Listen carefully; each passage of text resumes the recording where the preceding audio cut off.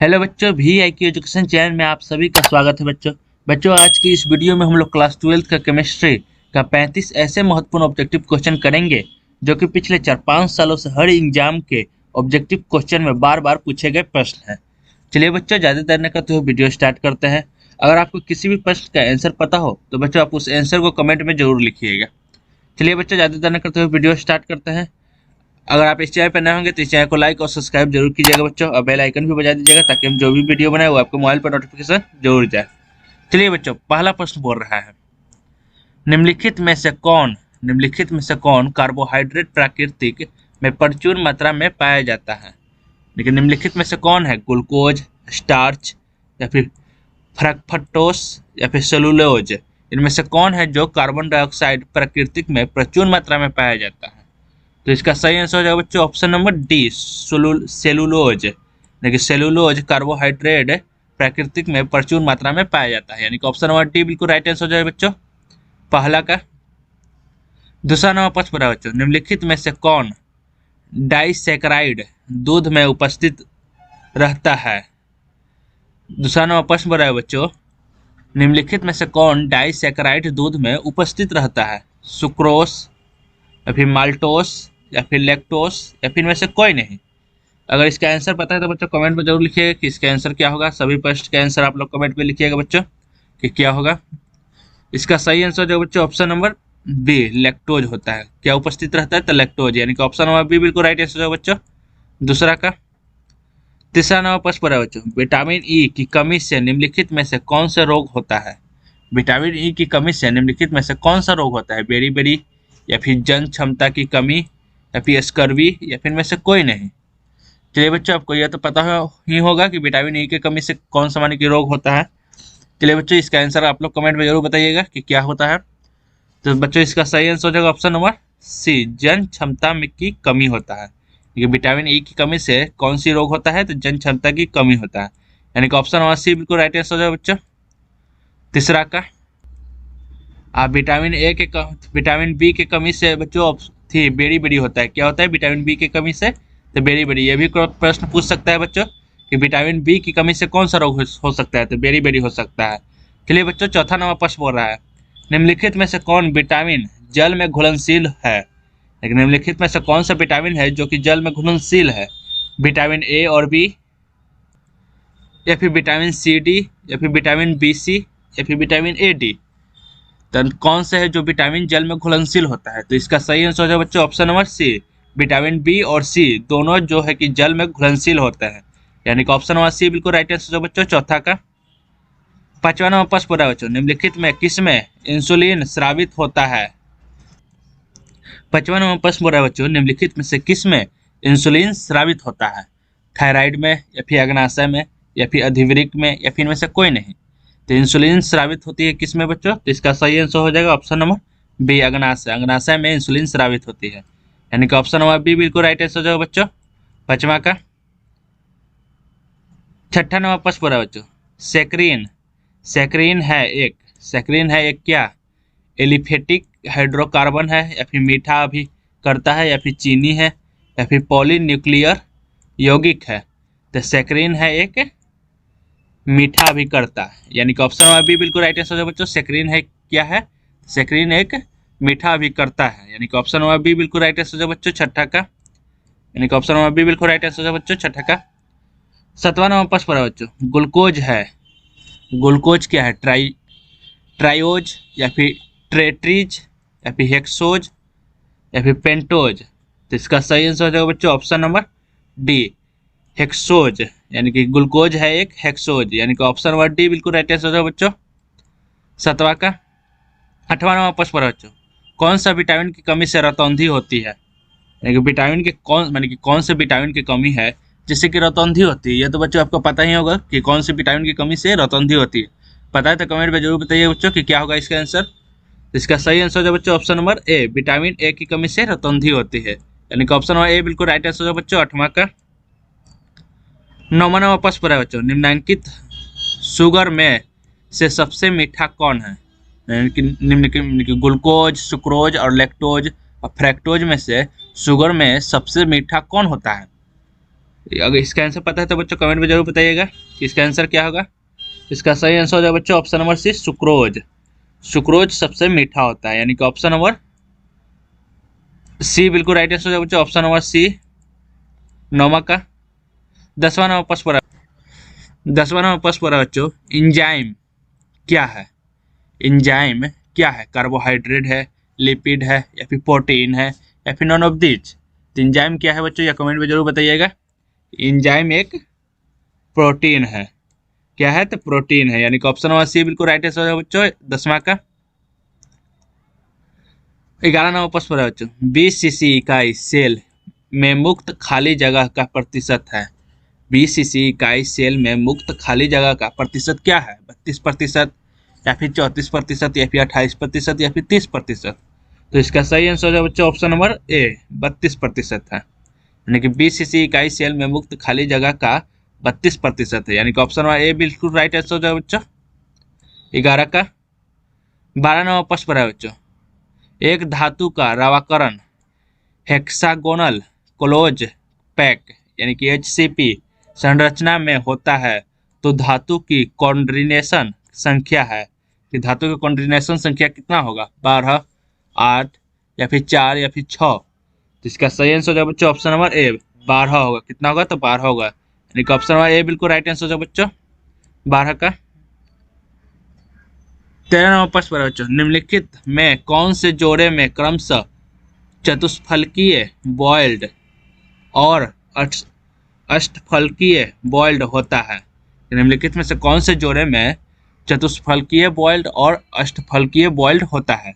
BCC और FCC में, या फिर HCP और सिंपल क्यूबिक में, या फिर BCC और HCP में, या फिर HCP और CCP में। तो इसका सही आंसर हो जाएगा बच्चों ऑप्शन नंबर सी, HCP और CCP में, यानी कि ऑप्शन नंबर सी बिल्कुल राइट आंसर हो जाएगा बच्चों 13 का। सॉरी बच्चों, यहाँ पर मिस प्रिंट हो गया, यहाँ पर सी हो जाएगा और यहाँ पर बी हो जाएगा, यहाँ पर डी, यानी कि ऑप्शन नंबर सी बिल्कुल राइट आंसर हो जाएगा बच्चों 13 का। 14वां प्रश्न है बच्चों, प्रबल विद्युत अपघटय वे है जो प्रबल विद्युत अपघटय वे है जो क्या होता है? जल में शीघ्र घुल जाते हैं, या फिर विद्युत प्रवाहित करते हैं, या फिर उच्च तुलना पर आयनों में विभक्त हो जाते हैं, या फिर सभी तनुताओं पर आयनों में विभक्त हो जाते हैं।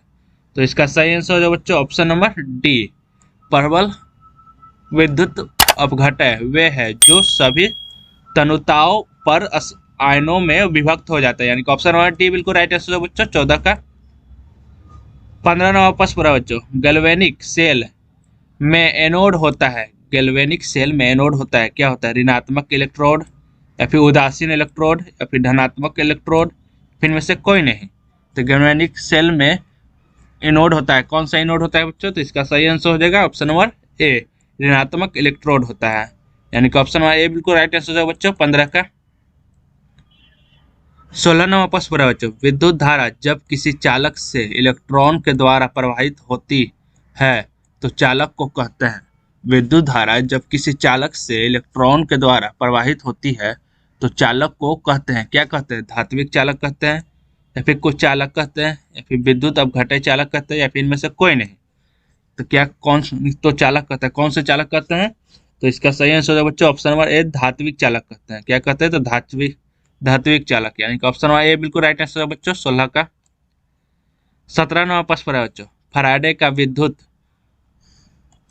विच्छेदन का द्वितीय नियम संबंधित है। फैराडे का विद्युत विच्छेदन का द्वितीय नियम संबंधित है किसके? धनायन के परमाणु संख्या के, या फिर विद्युत अपघटय के समतुल्य भार के, या फिर ऋणायन के परमाणु संख्या के, या फिर धनायन के वेग से। तो फैराडे का विद्युत विच्छेदन का द्वितीय नियम संबंधित है किससे संबंधित है बच्चों? अगर इसका आंसर पता है तो कमेंट में जरूर बताइएगा बच्चों कि इसका आंसर क्या होगा। इसका सही आंसर हो जाएगा बच्चों ऑप्शन नंबर बी, विद्युत अपघटय के समतुल्य भार के नियम से संबंधित, मतलब कि फैराडे के द्वितीय नियम संबंधित है किसके? तो विद्युत अपघटय के समतुल्य भार के, यानी कि ऑप्शन नंबर बी बिल्कुल राइट आंसर हो जाएगा बच्चों 17 का। 18वां प्रश्न है बच्चों, निम्नलिखित में से कौन द्वितीयक सेल है? निम्नलिखित में से कौन द्वितीयक सेल है? तो इसका सही आंसर है बच्चों option number B, lead storage battery, जो कि द्वितीयक सेल है, यानी कि ऑप्शन नंबर बी बिल्कुल राइट आंसर है बच्चों 18 का। 19 नंबर प्रश्न है बच्चों, 56,500 कूलम विद्युत धारा CuSO4 के घोल से मुक्त करती है। 19 नंबर प्रश्न है बच्चों, 56,500 कूलम विद्युत धारा CuSO4 के घोल से मुक्त करती है। कितना ग्राम मुक्त करती है कूलम? 63.5 ग्राम, या फिर 31.75 ग्राम, या फिर 56,500 ग्राम, या फिर 100 ग्राम कूलम थी, कितना मुक्त करती है? तो इसका सही आंसर है बच्चों ऑप्शन नंबर बी, 31.75 ग्राम करती है, यानी कि ऑप्शन नंबर बी बिल्कुल राइट आंसर है बच्चों 19 का। 20 नंबर प्रश्न है बच्चों, इलेक्ट्रॉन पर आवेश होता है, इलेक्ट्रॉन पर आवेश होता है कितना कूलम होता है? इलेक्ट्रॉन पर आवेश कितना कूलम होता है?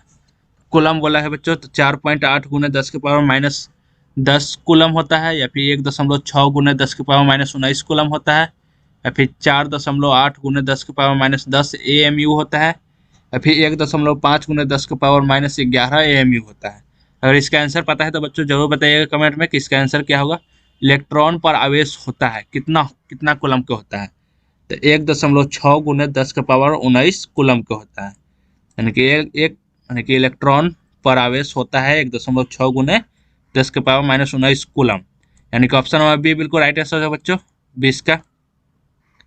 21 नंबर प्रश्न है बच्चों, विशिष्ट प्रतिरोध की इकाई है, विशिष्ट प्रतिरोध की इकाई क्या है? ओम इनवर्स, यानी कि 1/ओम, या फिर ओम इनवर्स सेंटीमीटर पर सेंटीमीटर, या फिर ओम सेंटीमीटर, या फिर ओम पर सेंटीमीटर। तो इसका सही आंसर है बच्चों ऑप्शन नंबर सी, ओम सेंटीमीटर। विशिष्ट प्रतिरोध की इकाई होती है ओम सेंटीमीटर, यानी कि ऑप्शन नंबर सी बिल्कुल राइट आंसर है बच्चों 21 का। 22 नंबर प्रश्न है बच्चों, विद्युत अपघटन के नियम दिए थे, विद्युत अपघटन के नियम किसने दिए थे? लेमार्क ने, या फिर फराडे ने, या फिर ऑस्टवॉल्ड ने, या फिर अर्हेनियस ने, किसने दिए थे? विद्युत अपघटन के नियम किसने दिए थे? तो इसका सही आंसर है बच्चों ऑप्शन नंबर सी, फराडे ने दिए थे। यह प्रश्न आपको जरूर पूछेगा बच्चों ऑब्जेक्टिव क्वेश्चन में कि विद्युत अपघटन के नियम किसने दिए थे, तो आपको ये जरूर मानना है कि फराडे ने दिए थे। किसने दिए थे? तो फराडे ने, यानी कि ऑप्शन नंबर सी बिल्कुल राइट आंसर है बच्चों 22 का। 23 नंबर प्रश्न है बच्चों, फराडे का प्रथम नियम है, फराडे का प्रथम नियम क्या है बच्चों?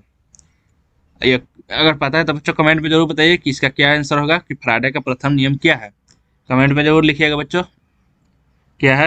इसका सही आंसर है बच्चों ऑप्शन नंबर बी, M बराबर ECT, यानी कि ऑप्शन नंबर बी बिल्कुल राइट आंसर है बच्चों 23 का। 24 नंबर प्रश्न है बच्चों, विद्युत रासायनिक तुल्यांक का मात्रक है, विद्युत रासायनिक तुल्यांक का मात्रक क्या है? ग्राम, फिर ग्राम पर कूलम, या फिर ग्राम पर एम्पियर, या फिर कूलम पर ग्राम।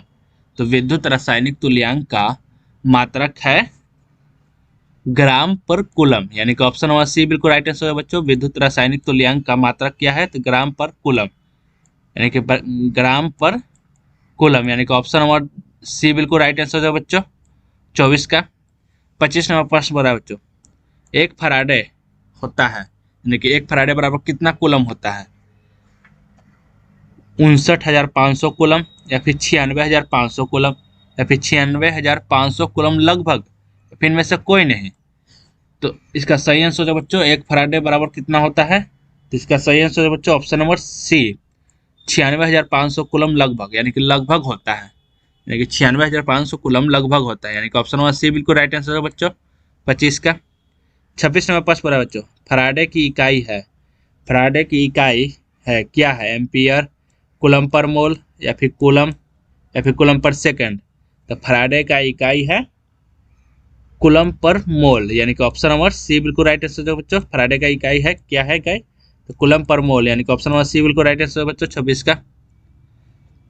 27 नंबर प्रश्न है बच्चों, यूरेज, यूरिएज उदाहरण है, यूरिएज उदाहरण है किसका? अम्ल क्षार उत्प्रेरक का, या फिर एक एंजाइम का, या फिर एक कोलॉइड का, या फिर एक अपमार्जक का। तो यूरिएज उदाहरण है, तो यूरिएज किसका उदाहरण है बच्चों? तो इसका सही आंसर हो जाएगा ऑप्शन नंबर सी, एक एंजाइम का उदाहरण है, यूरेज किसका उदाहरण है? तो एक एंजाइम का, यानी कि ऑप्शन नंबर सी बिल्कुल राइट आंसर है बच्चों 27 का। 28 नंबर प्रश्न पर बच्चों, निम्नलिखित में से कौन सा द्रव्य स्नेही कोलाइड है? निम्नलिखित में से कौन सा द्रव्य स्नेही कोलाइड है? दूध, गोंद या फिर कोहरा या फिर रक्त? तो द्रव कौन सा द्रव है जो कि स्नेही कोलाइड है? तो स्नेही कोलाइड कौन है बच्चों? जिसका आंसर पता है तो बच्चों कमेंट में जरूर लिखिएगा कौन सा है। इसका सही आंसर है बच्चों ऑप्शन नंबर बी, गोंद। गोंद द्रव्य स्नेही कोलाइड है, यानी कि ऑप्शन नंबर बी बिल्कुल राइट आंसर है बच्चों 28 का। 29वां प्रश्न पर बच्चों, निम्न में से किस में टिंडल प्रभाव संभव नहीं है? निम्न में से किस में टिंडल प्रभाव संभव नहीं है? निलंबन में या फिर शर्करा विलय में या फिर पायस में या फिर स्वर्ण सॉल में? तो किस में टिंडल प्रभाव संभव नहीं है बच्चों? इसका सही आंसर पता है तो बच्चों कमेंट में जरूर लिखिएगा 29 का। इसका सही आंसर हो जाएगा बच्चों ऑप्शन नंबर सी, शर्करा विलयन में टिंडल प्रभाव संभव नहीं है, यानी कि ऑप्शन नंबर सी बिल्कुल राइट आंसर हो जाएगा बच्चों 29 का। 30 नंबर प्रश्न पर है बच्चों, रक्त पर आवेश पाया जाता है। रक्त पर आवेश पाया जाता है शून्य या फिर ऋणात्मक या फिर धनात्मक या फिर गैस में द्रव्य, यानी कि रक्त जो हम लोग का होता है ब्लड, उस पर आवेश पाया जाता है। क्या आवेश पाया जाता है? यानी कि शून्य पाया जाता है या फिर ऋणात्मक पाया जाता है या फिर धनात्मक पाया जाता है या फिर गैस में द्रव्य पाया जाता है? तो इसका सही आंसर हो जाएगा बच्चों ऑप्शन नंबर बी, ऋणात्मक पाया जाता है। रक्त पर आवेश पाया जाता है कैसा? तो ऋणात्मक पाया जाता है, यानी कि ऑप्शन नंबर बी बिल्कुल राइट आंसर हो जाएगा बच्चों 30 का। 31 नंबर प्रश्न पर है बच्चों, द्रव्य स्नेही कोलाइडो के स्थायित्व का प्रमुख कारण है। कि द्रव्य स्नेही कोलाइडो के स्थायित्व का प्रमुख कारण है क्या है? आकार। प्रमुख कारण क्या है? आकार है या फिर घनत्व है या फिर आवेश है या फिर द्रवीकरण है? तो द्रव्य स्नेही कोलाइड के स्थायित्व का प्रमुख कारण है क्या है बच्चों? तो इसका सही आंसर हो जाएगा ऑप्शन नंबर बी, आवेश है। क्या है? तो बी, आवेश है, यानी कि ऑप्शन नंबर बी बिल्कुल राइट आंसर हो जाएगा बच्चों 31 का। 32 नंबर प्रश्न पर है बच्चों, एंजाइम का मुख्य अवयव होता है। एंजाइम का मुख्य अवयव होता है, क्या होता है? प्रोटीन, वसा, फिर कार्बोहाइड्रेट या फिर हार्मोन्स? तो एंजाइम का मुख्य अवयव होता है प्रोटीन, यानी कि ऑप्शन नंबर ए बिल्कुल राइट आंसर हो जाएगा बच्चों। एंजाइम का मुख्य अवयव होता है, क्या होता है? तो प्रोटीन होता है, यानी कि ऑप्शन नंबर ए बिल्कुल राइट आंसर हो जाएगा बच्चों 32 का। 33 नंबर प्रश्न पर है बच्चों, 33 नंबर प्रश्न पर है बच्चों, एक्टिनाइडो की अधिकतम ऑक्सीकरण अवस्था होती है। एक्टिनाइडो की अधिकतम ऑक्सीकरण अवस्था होती है, कैसी होती है? 3 प्लस होती है या फिर +4 होती है या फिर +5 होती है या फिर +6 होती है? एक्टिनाइडो की अधिकतम ऑक्सीकरण अवस्था होती है +6, यानी कि ऑप्शन नंबर डी बिल्कुल राइट आंसर हो जाएगा बच्चों 33 का। 34 नंबर प्रश्न पर है बच्चों, एक्टिनाइड श्रेणी में अधिकतम ऑक्सीकरण अवस्था दर्शाने वाला तत्व होता है, यानी कि एक्टिनाइड श्रेणी में अधिकतम ऑक्सीकरण अवस्था दर्शाने वाला तत्व होता है। कौन सा तत्व होता है? AM या फिर CM या फिर BK या फिर CF? तो इसका सही आंसर हो जाएगा बच्चों ऑप्शन नंबर ए, AM होता है। कौन सा तत्व होता है? तो AM, यानी कि ऑप्शन नंबर ए बिल्कुल राइट आंसर हो जाएगा बच्चों 34 का। 35 नंबर प्रश्न पर है बच्चों, परायूरेनिक तत्व निम्न में से कौन सा है? 35 नंबर प्रश्न पर है बच्चों, परायूरेनिक तत्व निम्न में से कौन सा है? PR, फिर PU या फिर PM या फिर P? इसका सही आंसर हो जाएगा बच्चों ऑप्शन नंबर बी, PU, यानी कि परायूरेनिक तत्व निम्न में से कौन सा है? तो PU है, यानी कि ऑप्शन नंबर बी बिल्कुल राइट आंसर हो जाएगा बच्चों 35 का। चलिए बच्चों, आपका प्रश्न यहाँ पर समाप्त होता है बच्चों। अगर आप इस चैनल पर ना होंगे तो इस चैनल को लाइक और सब्सक्राइब जरूर कीजिएगा बच्चों, और बेल आइकन भी बजा दीजिएगा ताकि हम जो भी वीडियो बनाए वो आपके मोबाइल पर नोटिफिकेशन जरूर जाए। और बच्चों, ये ऑब्जेक्टिव आप लोग याद रख लीजिएगा, क्योंकि ये प्रश्न आप लोग के हर एग्जाम के ऑब्जेक्टिव क्वेश्चन में बार बार पूछे गए प्रश्न है बच्चों। चलिए बच्चों, ज़्यादा देर न करते हुए वीडियो खत्म करते हैं। अगर आप इस चैनल पर नए होंगे तो इस चैनल को लाइक और सब्सक्राइब जरूर कीजिएगा बच्चों, और बेल आइकन भी बजा दीजिएगा ताकि हम जो भी वीडियो बनाए वो आपको मोबाइल पर नोटिफिकेशन जरूर जाए।